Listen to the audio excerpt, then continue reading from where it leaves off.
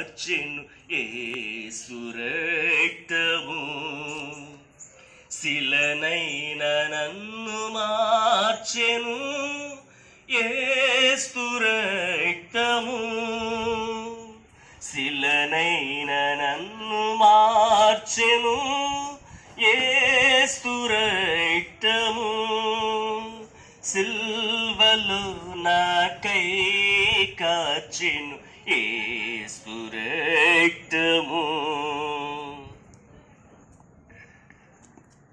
ఈ యొక్క ఉదయకాల సమయంలో ప్రియ పల్లిపాడు గ్రామ ప్రజలకు మా యొక్క ప్రేమపూర్వకమైన వందనాలు తెలియజేస్తూ ఉన్నామండి. మరి మీ అందరికీ కూడా నూతన సంవత్సర శుభాకాంక్షలు తెలియజేస్తూ ఉన్నాం.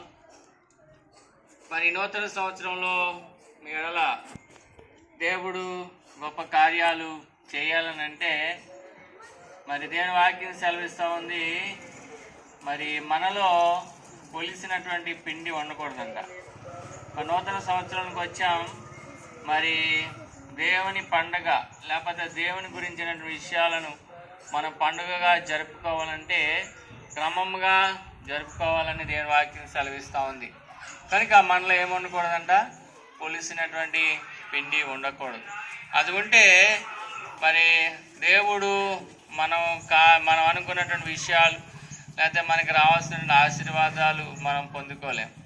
మరి మనలో ఉండేటువంటి ఆ పొలిసిన పిండి ఏంటి అని మీరు అడిగినట్లయితే ఒకరి మీద ఒకరికి ద్వేషం, కోపం, తర్వాత భేదాభిప్రాయాలు, మరి కలహాలతో కూడినటువంటి విషయాలు అవే మన జీవితంలో మనకి ఉన్నటువంటి పులిసిన పిండి. కనుక ఆ విషయాలన్నీ వదిలేద్దాం. ఎందుకనంటే దేవుడు ఏమన్నాడంటే అందరి ఎడల ప్రేమ కలిగి అందరితోనూ సమాధానంగా ఉండనని చెప్పి ఉన్నాడు. కనుక మనం ఆ విధంగా ఉండడానికి మనం ప్రయత్నం చేయాలనుకుంటే కనుక మనం యేసుని దగ్గరికి రావాలి. యేసు ప్రభువారు సమస్త విషయాల గురించి మనల్ని బలపరిచేవాడు ఉన్నాడు. మనకు ఒకవేళ ఇబ్బందులు, కష్టాలు, మరి రకరకాల పరిస్థితులు ఎదురైనా కానీ వాటన్నిటి నుంచి మరి తప్పించబడడానికే కాదు, వాటిని సహించడానికి కూడా ఆయన మనకి బలాన్ని ఇచ్చేవాడు ఉన్నాడు. కనుక ఈ విషయాలన్నీ మీకు తెలియజేస్తా ఉన్నాం. దయచేసి మీరు యేసుని నమ్మండి. మరి నూతన సంవత్సరాలు మరి గొప్ప కార్యాలు మీ ఎడల, మీ కుటుంబం ఎడల దేవుడు